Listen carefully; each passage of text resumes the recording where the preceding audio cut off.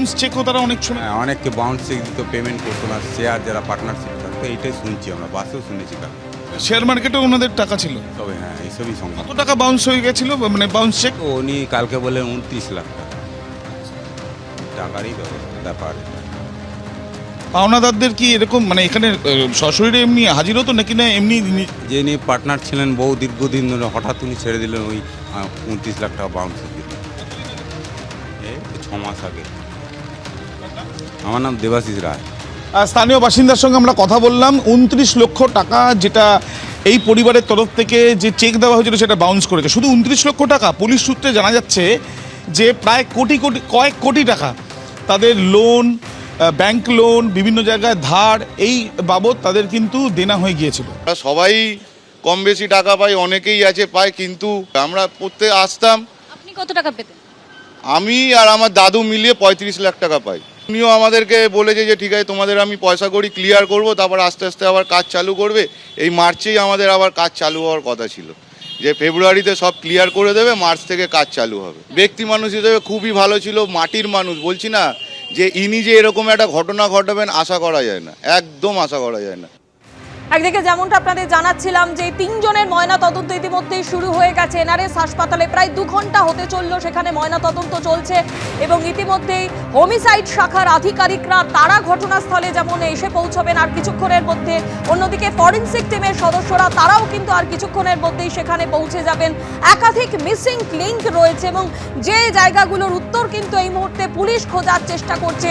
শুধুমাত্র দেনার কারণেই কি এইরকম একটা ঘটনা ঘটানো হলো, নাকি এর পেছনে আরো কোনো কারণ রয়েছে, এই জায়গাটাই কিন্তু খুঁজে বের করবার চেষ্টা করছে পুলিশ। খুব ভালো মানুষ, ওরা বলছে ভীষণ ভালো ফ্যামিলি, এ হতেই পারে না, কেন ঘটেছে সেটাও বলতে পারছি না, কিন্তু ওরা কিছু কোনো কমপ্লেনও করতে চাইছে না। বলছে না, আমি গেছিলাম, আমাকেই এই কথাগুলোই বলেছে, ভীষণ ফ্যামিলি, কোনো প্রশ্নই নেই এসব।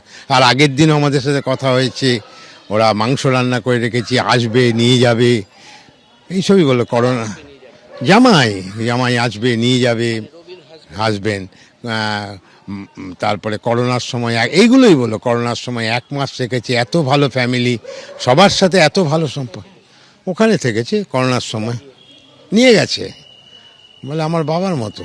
ওই পরশুদিন ফোন করে বোধহয় কোনো রকমের লাইন পাচ্ছিল না, তারপরেও পরের দিন কালকে মর্নিংয়ে গেছে, গিয়ে দেখছে ওইখানে। অন্যদিকে আরেক প্রতিনিধি সুকান্ত মুখোপাধ্যায় আমাদের সঙ্গে রয়েছেন। সুকান্ত, এই মুহূর্তে যেমনটা জানা যাচ্ছে যে এই যে আহতদের বয়ান, যারা আহত হয়েছিলেন গতকাল গাড়ির দুর্ঘটনায়, তাদের বয়ানের সঙ্গে পারিপার্শ্বিক তথ্য প্রমাণ মিলিয়ে জট খোলার চেষ্টা করছে পুলিশ। পুলিশের তদন্ত এই মুহূর্তে ঠিক কোন জায়গায় দাঁড়িয়ে রয়েছে?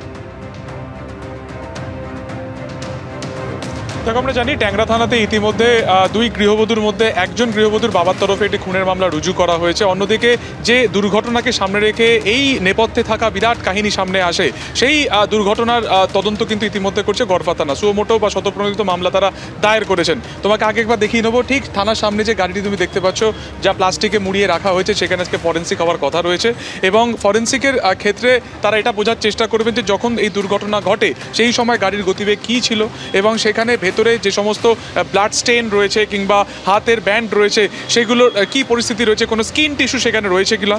তার কারণে এই গাড়ির ভেতর থেকে 2 জন বাড়ির গৃহকর্তার পাশাপাশি বড় গৃহকর্তার ছেলেকেও কিন্তু উদ্ধার করা হয়। তার কাঁধে চোট রয়েছে। এছাড়া সবথেকে ইন্টারেস্টিং বা তথ্য, একেবারে চমকপ্রদ তথ্য যেটা, যে তার ডান হাতের যে রিস্টের অংশ, সেটা কিন্তু কাটা অবস্থাতে পাওয়া গেছে।